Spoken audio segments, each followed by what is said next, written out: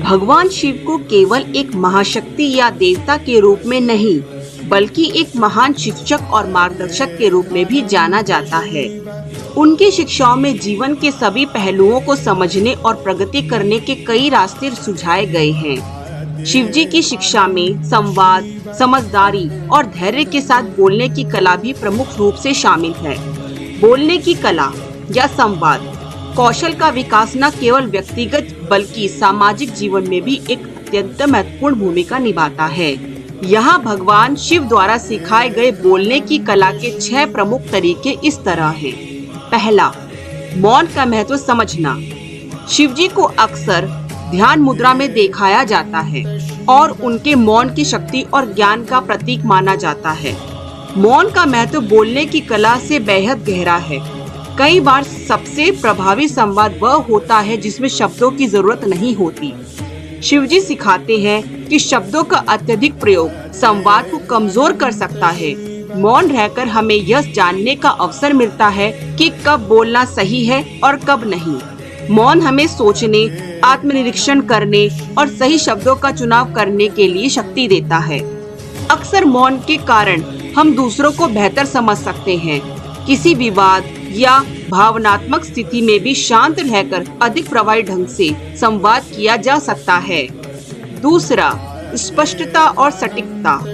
भगवान शिव की शिक्षाओं में संवाद का सबसे महत्वपूर्ण पहलू स्पष्टता और सटीकता है। शिवजी की वाणी हमेशा स्पष्ट और सटीक होती है, जिससे वे अपने संदेश को बिना किसी भ्रांति के प्रभावी ढंग से प्रस्तुत करते हैं।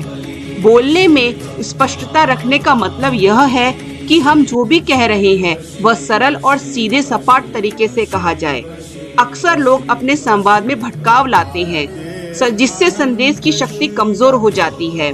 शिवजी सिखाते हैं कि शब्दों का चुनाव सोच समझकर किया जाना चाहिए और उन शब्दों का अर्थ पूरी तरह से स्पष्ट होना चाहिए।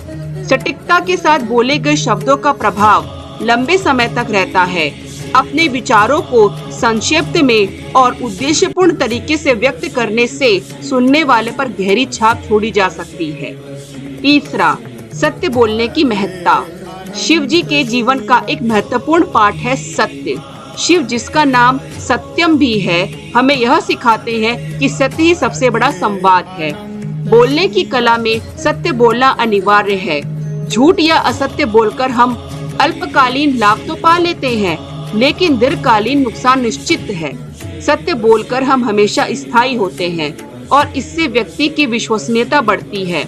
शिवजी यह भी सिखाते हैं कि सत्य बोलने के साथ साथ हमें यह भी ध्यान रखना चाहिए कि हमारा सत्य किसी का अपमान न करे। सत्य को भी सहानुभूति पूर्वक और विनम्र तरीके से प्रस्तुत किया जाना चाहिए। चौथा, सहानुभूति और संवेदनशीलता। भगवान शिव का व्यक्तित्व करुणा और सहानुभूति से परिपूर्ण है।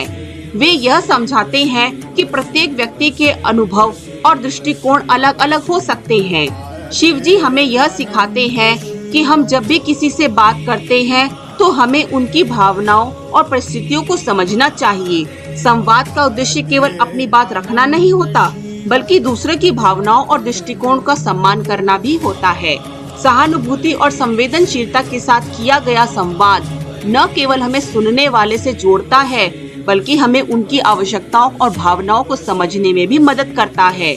जब हम दूसरों की स्थिति और मनोस्थिति का सम्मान करते हैं, तो हमारा संवाद अधिक प्रभावी और सकारात्मक हो जाता है। पांचवा, धीमा, शांत और संयमित संवाद। शिव जी को महाकाल के रूप में जाना जाता है, जो समय के स्वामी हैं। उनकी यह पहचान हमें यह सिखाती है कि संवाद में किसी भी समय का सही प्रयोग कैसे किया जा सकता है। अक्सर हम जल्दबाजी में बोलते हैं और अपने विचारों को ठीक से व्यक्त नहीं कर पाते। शिवजी हमें धैर्य के साथ बोलने की कला सिखाते हैं। वे सिखाते हैं कि जब हम अपने संवाद में संयम और शांति बनाए रखते हैं, तो हम अपनी बात को अधिक प्रभावी ढंग से व्यक्त कर सकते हैं। धीरे धीरे और संयमित ढंग से बोलने से हमारी बातें सुनने वालों तक सही तरीके से पहुंचती है। तेजी से बोले गए शब्द अक्सर अनसुने रह जाते हैं या उनका अर्थ गलत समझा जाता है। इसीलिए शिवजी हमें शांत, धैर्यपूर्वक संवाद करने का मार्गदर्शन दिखाते हैं। छठा, आत्मनिरीक्षण और विनम्रता। शिव जी के व्यक्तित्व में एक महान गुण है विनम्रता। वे हमें सिखाते हैं कि संवाद केवल बाहरी नहीं होता, बल्कि एक आत्मिक प्रक्रिया भी होती है। शिव जी की शिक्षा है कि अपने संवाद से पहले आत्मनिरीक्षण आवश्यक है। हमें यह समझना चाहिए कि हम क्या कहने जा रहे हैं, उसका प्रभाव क्या होगा। संवाद का उद्देश्य केवल अपनी बात रखना नहीं, बल्कि उस विचार प्रक्रिया को समझना भी है जिसके तहत हम अपनी बात कह रहे हैं। विनम्रता के साथ संवाद करना न केवल हमारे दूसरों के प्रति आदर दिखाने में मदद करता है, बल्कि इससे हमारा संवाद भी अधिक प्रभावी बनता है। विनम्रता यह सिखाती है कि हर किसी के पास कुछ सीखने योग्य होता है। हमें अपनी सीमाओं को पहचानते हुए दूसरों से सीखने के लिए हमेशा तैयार रहना चाहिए। अंत में मैं यही कहूंगी कि भगवान शिव की शिक्षाएं न केवल धर्म और अध्यात्म के क्षेत्र में महत्वपूर्ण है, बल्कि जीवन के प्रत्येक पहलू में भी उनका गहरा प्रभाव है। शिव जी द्वारा सिखाई गई बोलने की कला हमें यह सिखाती है कि शब्दों की शक्ति को सही तरीके से समझकर और उपयोग करके हम न केवल अपने जीवन को सुधार सकते हैं, बल्कि दूसरों के साथ भी बेहतर संबंध स्थापित कर सकते हैं। चाहे वह मौन का महत्व हो, स्पष्टता का हो, सत्य बोलने की महत्ता हो या सहानुभूति हो। शिव जी की शिक्षाएं हमें संवाद के विभिन्न आयामों को समझाने और उन्हें जीवन में अपनाने का मार्ग दिखाती है। इन शिक्षाओं को जीवन में उतार कर हम अपने संवाद को अधिक सार्थक और प्रभावशाली बना सकते हैं। तो दोस्तों, कैसी लगी आपको यह शिक्षा? अगर आपको यह कथा पसंद आई हो तो मेरे वीडियो को लाइक और मेरे चैनल को सब्सक्राइब जरूर करें।